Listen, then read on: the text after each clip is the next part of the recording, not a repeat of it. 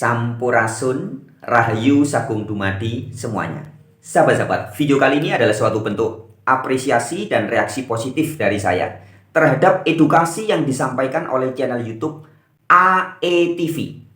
Di mana di dalam salah satu videonya, channel YouTube AETV itu menyajikan suatu edukasi yang sangat bagus tentang Tuhan yang sebenarnya diajarkan oleh semua agama adalah Tuhan yang sama, yaitu Tuhan yang panteisme. Tuhan yang panteisme atau sifatnya panteistik, ya. Itulah Tuhan yang sebenarnya diberitakan oleh semua kitab-kitab suci, di mana kitab-kitab suci itu nanti menjadi dasar munculnya agama-agama. Nah, jadi teman-teman, sobat-sobat pemerhati channel Warta Kabar Baik dimanapun Anda berada, pada video kali ini kita akan juga mengungkap satu kesalahan yang sangat fatal dari sebagian besar orang-orang yang mengaku beragama karena mengikuti ajaran Alkitab, dan atau juga sebagian besar orang yang mengaku beragama karena mengikuti ajaran Al-Quran. Nah, kesalahannya yang sangat fatal di mana? Yaitu sebagian atau kebanyakan orang itu, sebagian besar, artinya tidak semua, bukan semua, tapi sebagian besar orang yang mengaku beragama merek Kristen, beragama merek Islam, beragama merek apa begitu, karena mengikuti Alkitab atau karena mengikuti Al-Quran. Nah, kesalahan yang fatal adalah ketika mereka memberitakan atau mengajarkan tentang Allah atau tentang Tuhan, di mana katanya Tuhan yang mereka beritakan adalah Tuhan yang sosok pribadi, person atau pribadi. Tuhan yang pribadi, Tuhan yang person ini dikatakan sebagai Tuhan yang monotheis, satu pribadi. Adalah theis yang mono, satu pribadi.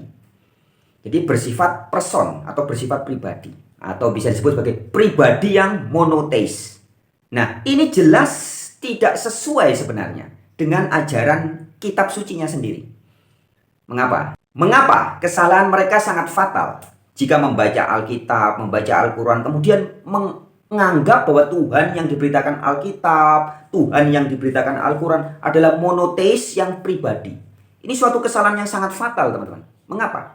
Sebab sebenarnya kalau kita membaca Al-Quran dengan teliti, kita membaca Alkitab dengan teliti, dengan hati yang tentunya terbuka, tidak kufur, tidak kafir, tidak tertutup, dan juga dengan pikiran yang tidak kadarun, tidak butek, tidak kotor, alias dengan pikiran yang bersih, maka siapapun kita, siapapun Anda, pasti akan mendapatkan informasi yang sangat jelas, very clear, bahwa Tuhan atau God atau Theos atau Elohim atau Allah yang dimaksud di dalam kitab Al-Quran maupun Alkitab adalah Tuhan yang diberitakan sebagai Tuhan yang panteistik atau panteisme.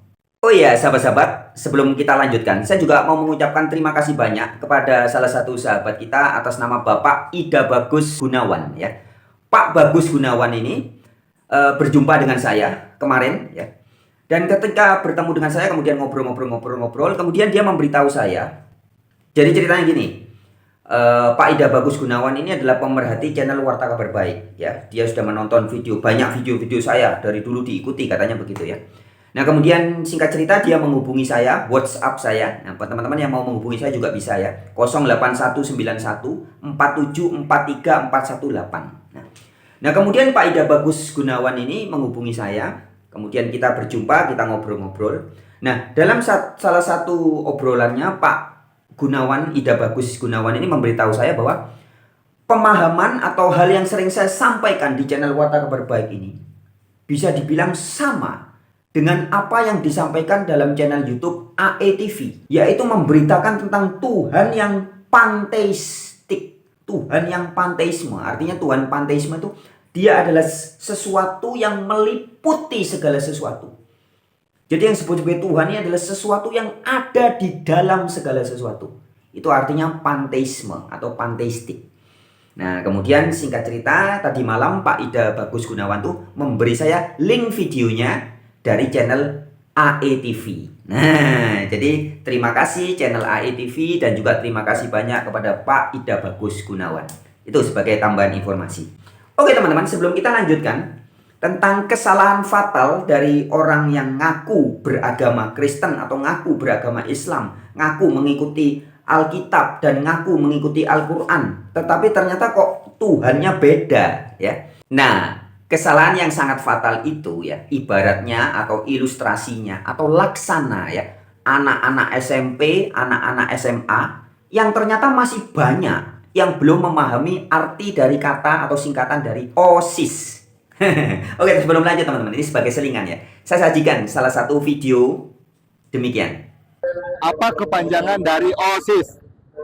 Organisasi Struktur Internasional.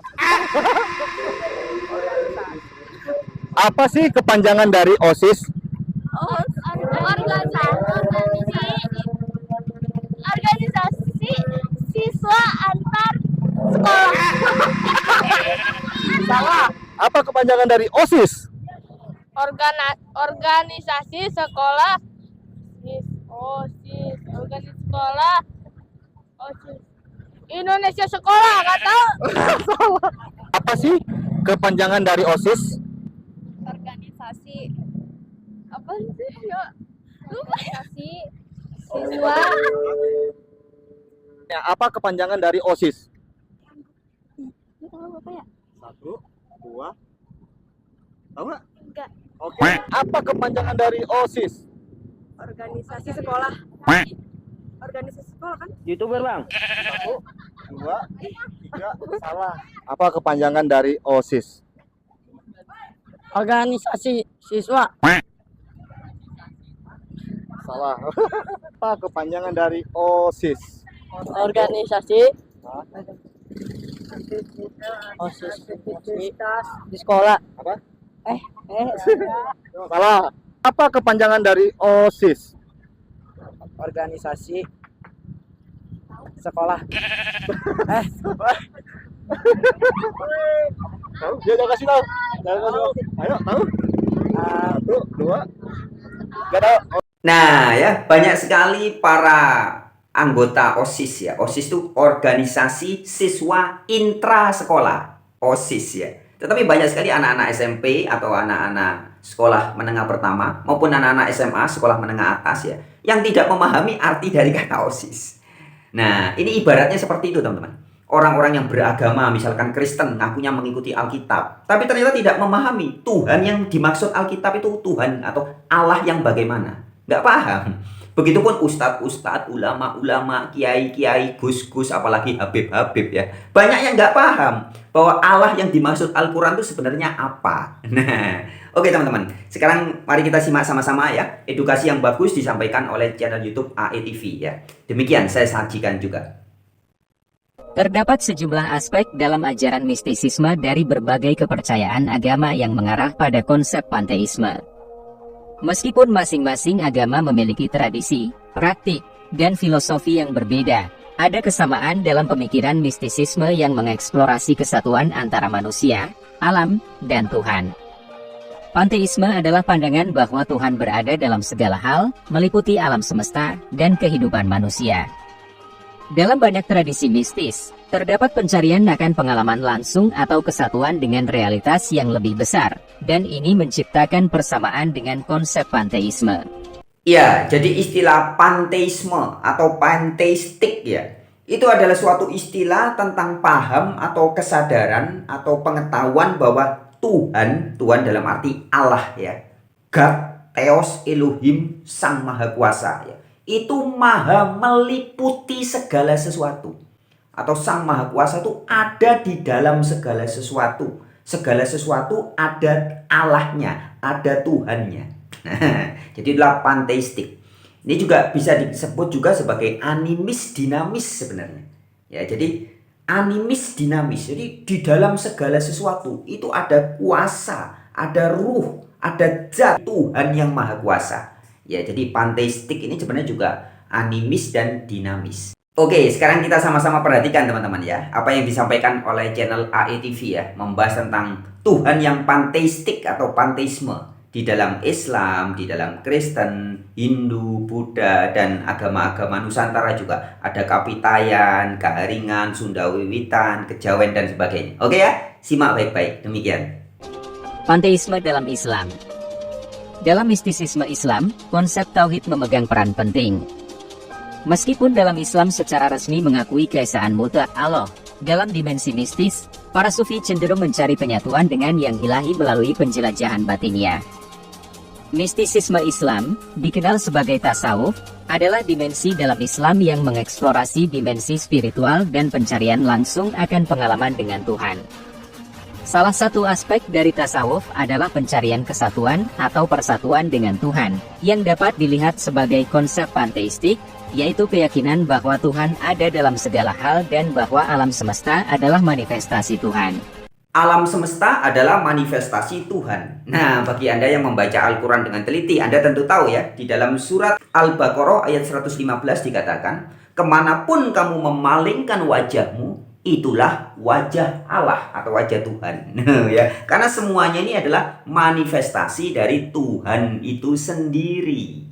Nah, sebenarnya sahabat-sahabat ya, jika para pelaku tasawuf atau orang-orang yang juga disebut sebagai para sufi ya, begitu bisa menyadari dan merasakan oleh dirinya sendiri penyatuan dirinya dengan Tuhan semesta alam ini ya. Itu sebenarnya juga ada ayat Al-Qur'annya jelas banget ya. Jadi itu bukan tafsiran, bukan reka-rekaan teman-teman, tapi itu suatu pengalaman rasa. Di dalam diri saya ada Tuhan, di dalam otak, di dalam batin, di dalam segenap jiwa raga, urat-urat, sumsum, tulang, darah, daging, otot, kulit, semua ini ada Tuhannya. Ini terasa teman-teman. Dan kabar baiknya itu ditulis sebenarnya di dalam Al-Quran. Dalam surat An-Nisa ayat 126 dikatakan, Allah maha meliputi segala sesuatu. Loh, jadi di dalam segala sesuatu ada Allahnya. Surat Fusilat juga ayat 54. Allah maha meliputi segala sesuatu. Dalam surat Al-Isra ayat 60 juga. Allah maha meliputi segala manusia. Jadi siapapun Anda, siapapun saya, kita ini diliputi oleh Allah, oleh Tuhan itu sendiri. Ya, juga dalam surat Qaf ayat 16, Allah lebih dekat dari urat lehermu.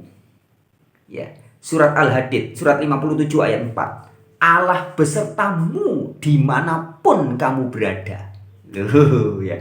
Ini sering saya sampaikan, sebagaimana juga dalam kitab Taurat, kitab Injil ya, dikatakan Allah itu Immanuel. Artinya El itu atau Allah itu Imanu, Allah beserta kita. Loh ya. Jadi sebenarnya beritanya sama ya. Dan jika para sufi atau orang-orang yang disebut sebagai pelaku tasawuf ya, atau ya seperti kita-kita ini ya, yang sudah bisa merasakan hadirat nyata Sang Maha Ada yang bersama kita ya, itu kabar baiknya itu juga sebenarnya ditulis dalam kitab Al-Quran. Oke, kita lanjut. Dalam mistisisme Islam, ada pencarian kesatuan dengan Tuhan melalui penghilangan diri sendiri, meleburkan diri dalam pengalaman yang lebih besar, yaitu Tuhan. Perjalanan spiritual ini biasa dikenal dengan istilah Wahdatul Wujud atau Manunggaling Kawula Gusti. Ini seringkali dipandang sebagai perjalanan spiritual yang pribadi dan mendalam, di mana individu mencari pengalaman langsung dengan Sang Ilahi, dan dalam prosesnya merasakan kesadaran akan keberadaan Tuhan dalam segala sesuatu. Iya, jadi jelas ya teman-teman ya. Islam yang sejati ya, Islam artinya berserah diri ya. Orang-orang yang betul-betul berserah diri yang sejati ya, bukan Islam merek agama, bukan ya, tapi Islam dalam arti yang sesungguhnya. Islam yang betul-betul berserah diri yang sejati ya. Dan juga tertulis di dalam Al-Quran ya. Jelas bisa merasakan tentang zat atau ruh atau entitas atau energi yang meliputi segala sesuatu tuh, menyatu dengan diri kita. Kita di dalam Tuhan, Tuhan di dalam kita. Itu artinya meliputi ya. Itu dalam Islam yang sejati dan juga disampaikan oleh Al-Quran. Nah, selanjutnya di dalam Kristen. Panteisme dalam Kristen. Mistisisme Kristen juga mengarah pada konsep panteistik. Mereka menekankan kesatuan antara jiwa individu dan Tuhan, menyatakan bahwa hubungan langsung dengan yang ilahi dapat terjadi melalui pengalaman kontemplatif. Sebagian mistis Kristen, terutama dalam aliran-aliran yang lebih kontemplatif seperti mistikus-mistikus dari abad pertengahan, mengejar pengalaman kesatuan yang mendalam dengan Tuhan. Mereka percaya pada ide bahwa ada kesatuan yang mendalam antara jiwa individu dan Tuhan, dan seringkali menggunakan bahasa yang sangat panteistik dalam deskripsi mereka tentang pengalaman spiritual. Iya, jadi seorang Kristen sejati yang sudah mengalami pengalaman spiritual sendiri bisa merasakan sendiri ya Allah Bapa di dalam dirinya, ya, dirinya di dalam Allah Bapa. Ya, jadi manunggal menyatu dengan Allah Bapa. Sebagaimana tertulis dalam Injil Yohanes ketika Yesus mendoakan para muridnya. Dalam Injil Yohanes pasal 17 ayat 21 sampai 23, Yesus berdoa supaya para muridnya bisa menyadari bahwa di dalam diri para murid itu ada Yesus dan juga ada Allah Bapa. Nah, ya, juga dalam kitab Kisah Para Rasul, pelaku spiritualnya adalah para rasul, mengungkapkan bahwa kita hidup di dalam Allah. Loh, ini loh, Allah ini ya segala sesuatu inilah zat Allah. Kita bergerak di dalam Allah. Kita ada di dalam Allah. Dan di situ juga dikatakan kita adalah keturunan-keturunan Allah. Nah, maka dalam banyak ayat Alkitab istilahnya juga disebut sebagai keturunan Allah. Berarti kita adalah anak-anak semesta, anak-anak terang alias anak-anak Allah, putra-putri semesta, putra-putri Allah. Ya, lanjut. Bagi beberapa mistikus Kristen, kesatuan dengan Tuhan bukanlah hanya tentang menyatu dalam kehadiran Tuhan, tetapi juga merasakan keberadaan Tuhan dalam segala sesuatu, mirip dengan pandangan panteistik. Mereka menyatakan bahwa segala sesuatu dalam alam semesta mencerminkan kehadiran Tuhan dan bahwa pengalaman spiritual yang mendalam bisa terjadi melalui hubungan dengan alam dan segala ciptaan Tuhan. Dengan menyadari konsep panteisme yang mengakui kesatuan antara Tuhan dan alam semesta, dapat memunculkan perspektif baru terhadap pribadi Yesus Kristus dalam tradisi Kristen. Dalam perspektif panteistik, konsep Yesus sebagai bagian dari Tuhan atau kesatuan dengan Tuhan dapat dilihat sebagai lebih masuk akal karena Yesus tidak dipandang sebagai entitas yang terpisah, tetapi sebagai manifestasi Tuhan dan bagian yang tak terpisahkan dari keseluruhan realitas yang terwujud dalam Tuhan. Dalam teologi Kristen tradisional, Yesus Kristus dipandang sebagai inkarnasi Tuhan, yaitu Tuhan yang menjadi manusia untuk menyelamatkan umat manusia. Dalam perspektif panteistik, gagasan bahwa Yesus adalah bagian dari Tuhan atau representasi yang lebih besar dari kesatuan dengan Tuhan menjadi lebih terlihat masuk akal. Jika Tuhan hadir dalam segala sesuatu, maka Yesus juga bisa dipahami sebagai manifestasi atau perwujudan khusus dari aspek ilahi yang ada dalam keseluruhan realitas. Konsep anak Allah atau anak Tuhan juga bisa dilihat dengan cara yang lebih simbolis atau metaforis dalam pandangan panteistik. Manusia dipandang sebagai bagian dari alam semesta, dan jika alam semesta merupakan manifestasi Tuhan, istilah anak-anak Tuhan dapat dipahami sebagai hubungan yang lebih dalam antara manusia dengan asal-usul ilahi mereka, bukan sebagai hubungan antara entitas terpisah dengan Tuhan. Ya, tentang istilah anak-anak Allah atau anak-anak semesta ya. Ini sudah sering saya urai dalam banyak video-video terdahulu, teman-teman ya. Bahwa nyata Anda dan saya adalah putra-putri semesta. Kita terbentuk dari 4 unsur alam yang ada di semesta. Tanah, air, udara, matahari. Kalau di Jawa disebutnya sedulur papat, kelimo pancer, dan eter. Kita diikat. Ya. Kalau di saudara-saudara Hindu Bali juga menyebutnya panca mahabhuta.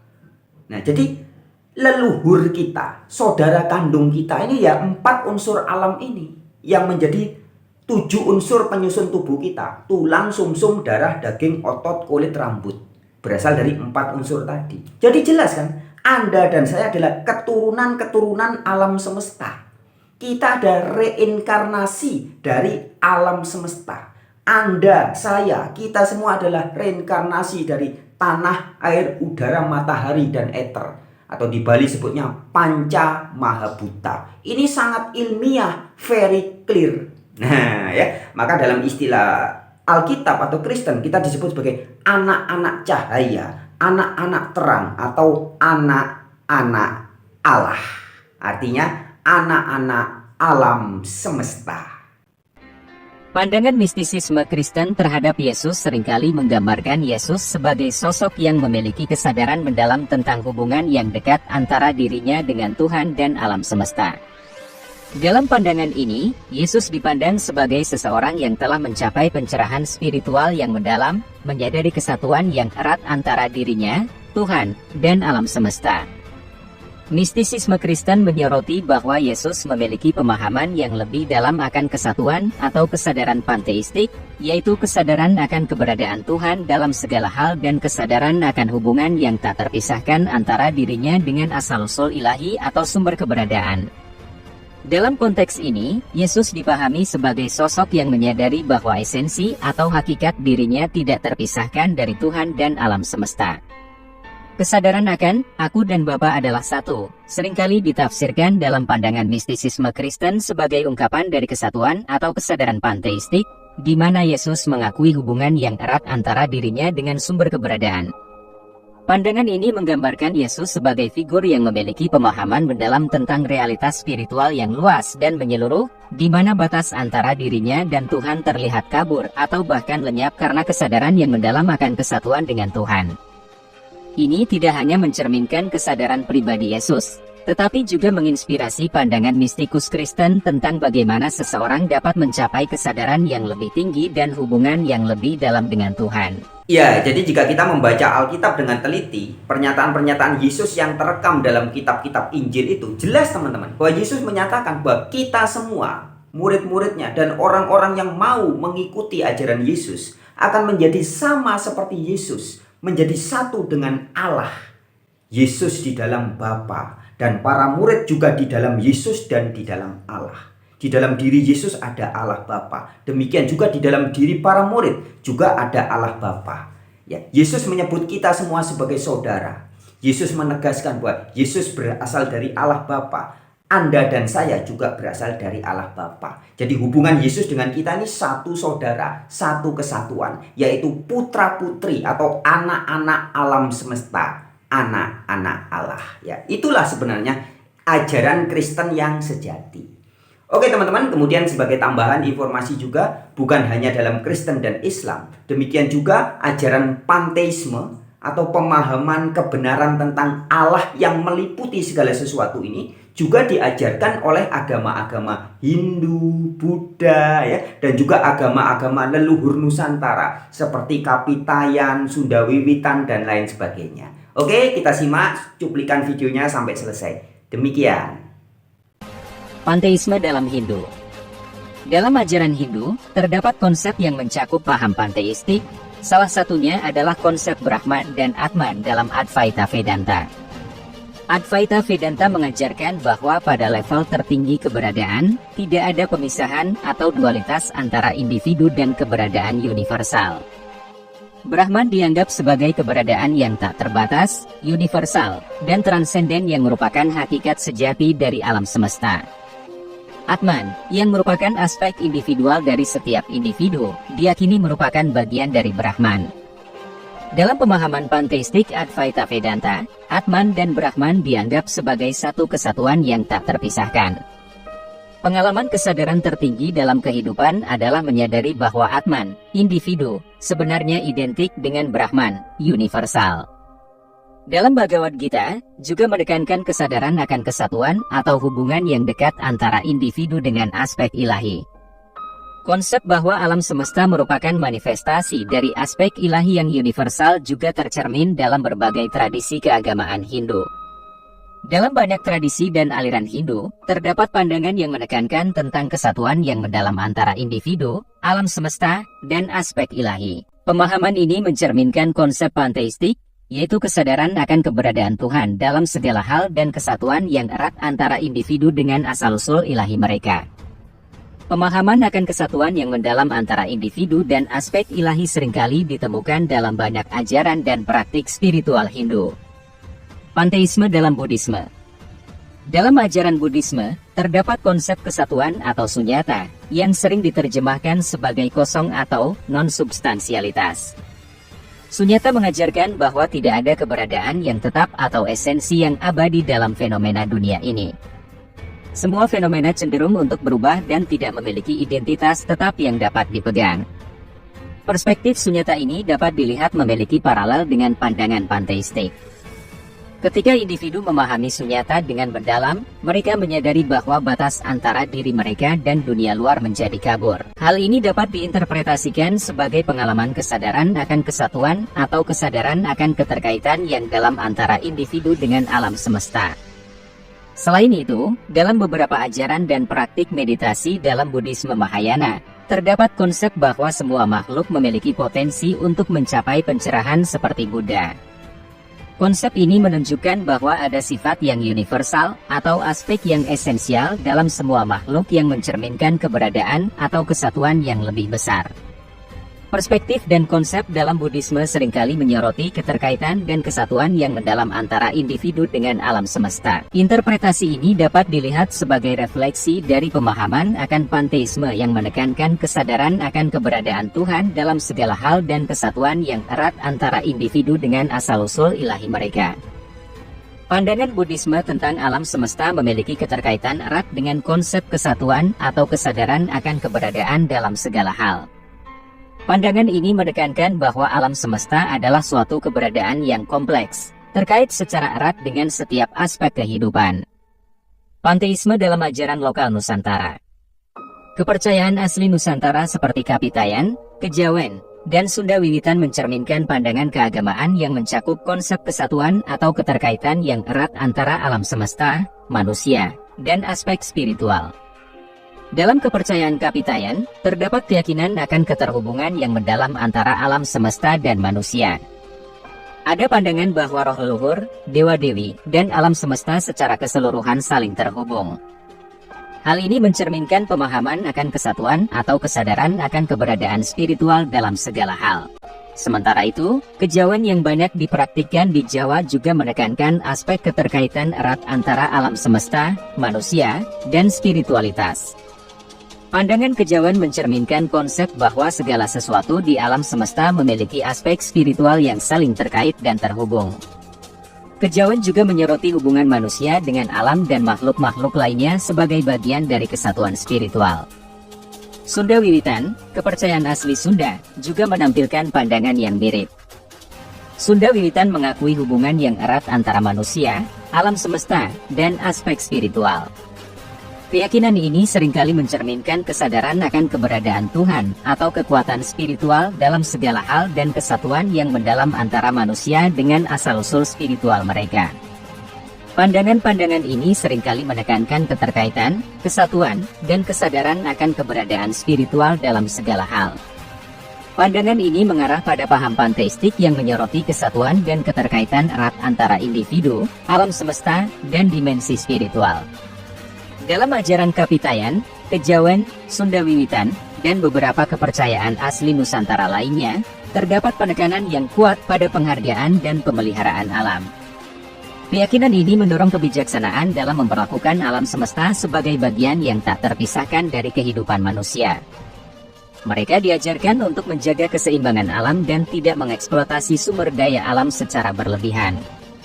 Konsep keterhubungan antara manusia, alam, dan aspek spiritual menciptakan keyakinan akan pentingnya merawat dan menghormati alam sebagai bagian dari keberadaan spiritual mereka.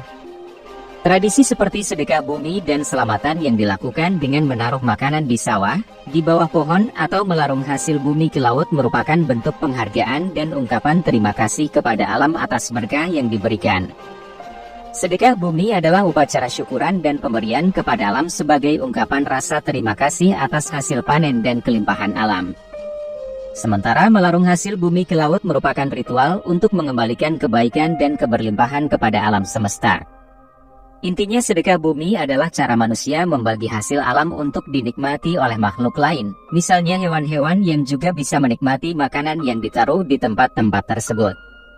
Pandangan ini menciptakan tradisi-tradisi yang mendorong kebijaksanaan dalam berbagi dengan sesama makhluk, baik itu manusia maupun alam. Prinsip-prinsip ini mengajarkan untuk tidak hanya menerima berkah dari alam, tetapi juga memberikan kembali dan menjaga keseimbangan serta harmoni antara manusia dan alam. Dengan memelihara tradisi-tradisi seperti sedekah bumi dan selamatan, kepercayaan ini mengajarkan pentingnya menjaga keseimbangan alam semesta dan menghormati keberadaan semua makhluk di dalamnya. Ini menciptakan budaya yang berkelanjutan dan menjadikan manusia sebagai bagian yang tidak terpisahkan dari lingkungan alam yang mereka huni. Kesadaran panteistik yang mereka pahami membuat mereka berlaku bijak terhadap alam dan sesama makhluk. Karena pada hakikatnya mereka semua adalah satu kesatuan. Kesamaan dalam ajaran mistisisme dari berbagai agama menunjukkan bahwa esensi pencarian spiritual manusia adalah mencapai penyatuan dengan realitas tertinggi, dan pemahaman akan keesaan yang terdapat dalam segala hal menjadi inti dari pemikiran panteistik dalam beragam kepercayaan agama. Pendekatan panteistik memang menekankan pada kesadaran akan keberadaan Tuhan dalam segala sesuatu. Dalam konteks ini, pandangan panteisme melihat bahwa segala sesuatu tidak hanya ada, tetapi juga memiliki aspek keilahian atau rohaniah yang menyatu dalam eksistensinya. Keyakinan ini menempatkan keberadaan Tuhan atau kekuatan ilahi sebagai inti dari setiap hal yang ada di alam semesta. Panteisme seringkali merujuk pada pemahaman akan kesatuan yang melampaui batasan individu dan menegaskan bahwa ada satu realitas utuh yang mencakup segalanya. Dalam perspektif ini, kesadaran akan aku yang lebih besar, atau kesadaran akan esensi yang melampaui identitas individu. Tuhan, dalam pengertian panteisme, tidak hanya menjadi aku yang besar, tetapi juga merupakan keberadaan itu sendiri, mendefinisikan segala sesuatu yang ada. Pandangan ini menggambarkan bahwa keberadaan dan kesadaran adalah bagian tak terpisahkan dari realitas. Dengan menyadari keberadaan itu sendiri sebagai bagian dari realitas yang lebih besar, seseorang dapat merasakan adanya kesatuan dengan segala sesuatu di sekitarnya. Dalam konteks spiritual, hal ini dapat memunculkan pengalaman keselarasan yang mendalam antara diri sendiri, alam semesta, dan keberadaan yang lebih tinggi. Dalam pemikiran panteistik, pengertian akan Tuhan atau keberadaan tidak hanya terbatas pada entitas yang terpisah dari diri kita. Sebaliknya, Tuhan adalah inti dari keseluruhan keberadaan, termasuk diri kita sendiri, dan pemahaman akan aku yang lebih besar ini dapat memberikan perasaan keterhubungan dan kesatuan dengan segala sesuatu di alam semesta. Oke sahabat-sahabat, sekali lagi kita ucapkan terima kasih banyak buat pengasuh atau pemilik akun channel YouTube AETV dengan edukasinya yang sangat bagus. Sekian teman-teman video kali ini. Seperti biasa, jika video ini Anda anggap baik, silakan bagikan, sharekan video ini kepada sanak, family, handai, tolan, kerabat, dan saudara. Dan kita ingat, kita semua sesungguhnya berasal dari satu. Kita semua adalah putra-putri semesta. Ini benar-benar warta kabar baik ya teman-teman ya. Kita semua adalah saudara dalam makna yang sesungguhnya. Kita berasal dari satu, dari sumber yang sama. Kita adalah anak-anak semesta, anak-anak terang, anak-anak cahaya, putra-putri Allah. Asik, oke? Sampai jumpa di video berikutnya. Semangat!